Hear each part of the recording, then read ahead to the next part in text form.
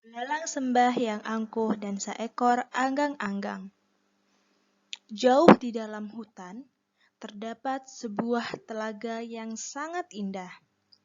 Di sana, hidup berbagai macam binatang, seperti kupu-kupu, semut, ikan, dan seekor anggang-anggang. Lalu, suatu ketika, seekor belalang sembah dari antah berantah hinggap di rerumputan dekat telaga. Berkumpullah wahai penduduk telaga yang indah ini. Perkenalkan, aku adalah belalang sembah, dan mulai sekarang akulah penguasa telaga ini. Ucap si belalang dengan lantangnya. Semua binatang yang tinggal di sekitar telaga pun berkumpul mendengar suara yang lantang dan terkesan angkuh itu. Wahai belalang, jika kau memang penguasa telaga ini, bisakah kau menunjukkan kehebatanmu? Tanya seekor semut. Belalang sembah tertawa terbahak-bahak sembari berujar. Tidakkah kau melihat kakiku yang gagah ini? Aku bisa melompat dari satu ranting pohon ke ranting pohon lain. Aku juga bisa terbang di udara. Lalu apalagi yang kurang? Kalau begitu, bisakah kau berdiri di atas air seperti anggang-anggang itu?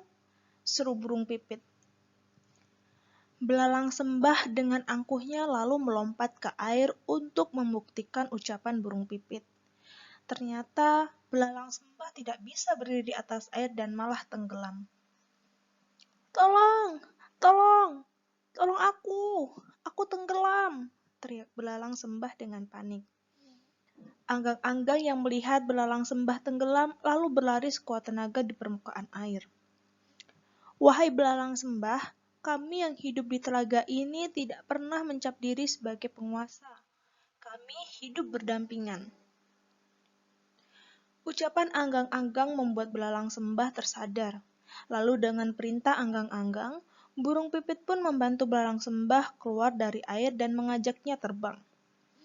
Belalang sembah sadar bahwa ia tidak boleh merasa angkuh hanya karena kelebihan yang dimilikinya. Sekarang, belalang sembah dan binatang lainnya di telaga itu hidup berdampingan satu sama lain dan berbahagia. Belalang sembah pun bersahabat baik dengan anggang-anggang yang menghabiskan hidupnya di permukaan air.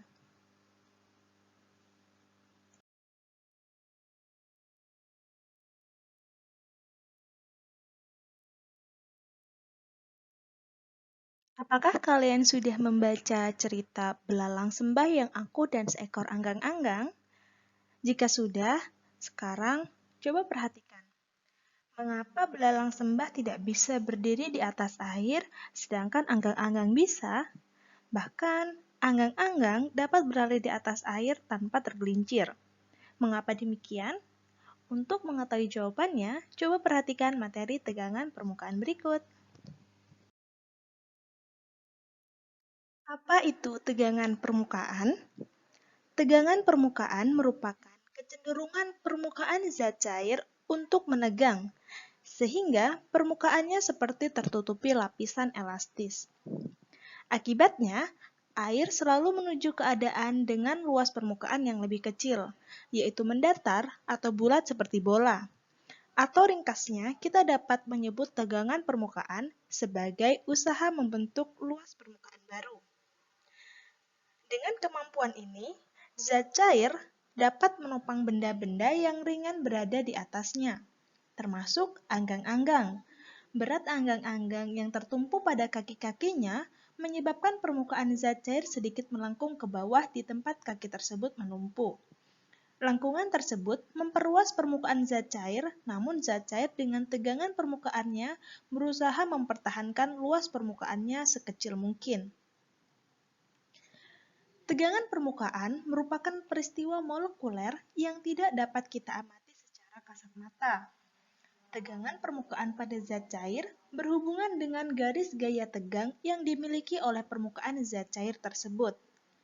Nah, gaya tegang ini timbul akibat adanya gaya kohesi, yaitu gaya antar molekul-molekul cairan yang sejenis. Molekul-molekul pada zat cair mengerjakan gaya tarik-menarik yang kecil satu sama lainnya.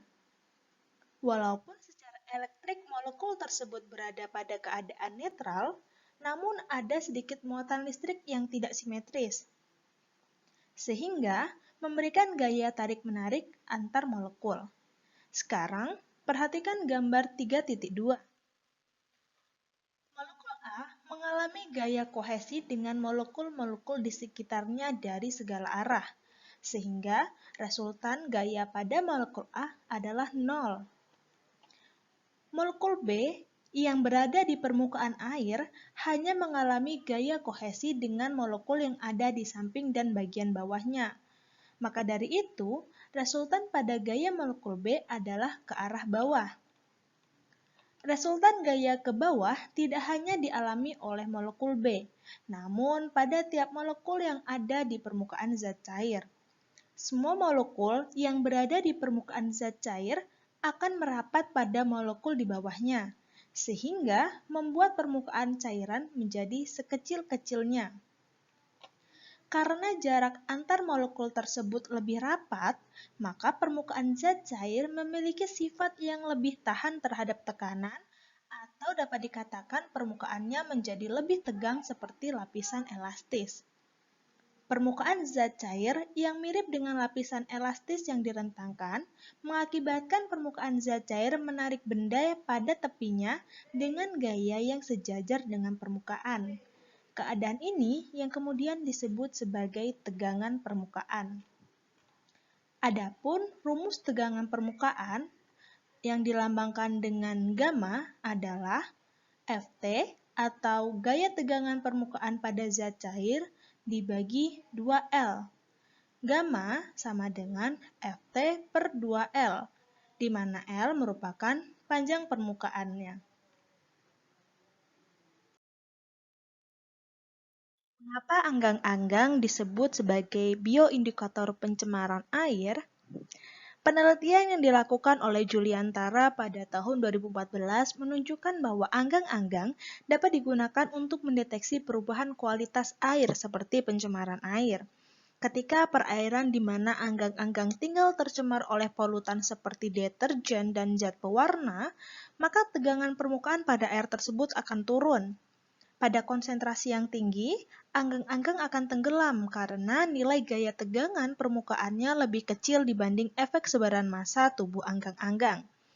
Perhatikan gambar 3.4. Anggang-anggang yang diam di permukaan bebas menghasilkan gaya kelengkungan persatuan panjang kaki yaitu 2 eta sin theta yang menopang berat tubuhnya.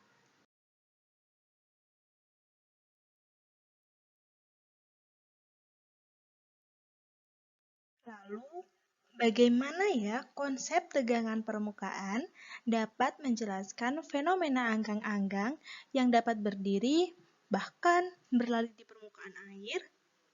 Simak video pembelajaran berikut ini.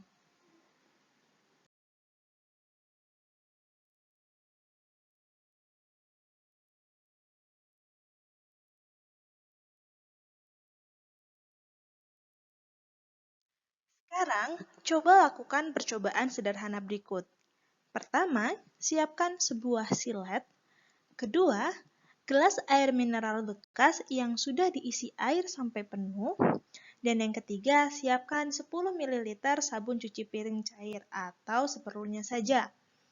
Nah, sekarang apa yang terjadi saat kamu meletakkan perlahan-lahan silet tersebut secara horizontal ke dalam air? Apakah hasilnya akan sama jika air tersebut diberi larutan sabun? Jawab pertanyaan berikut ya.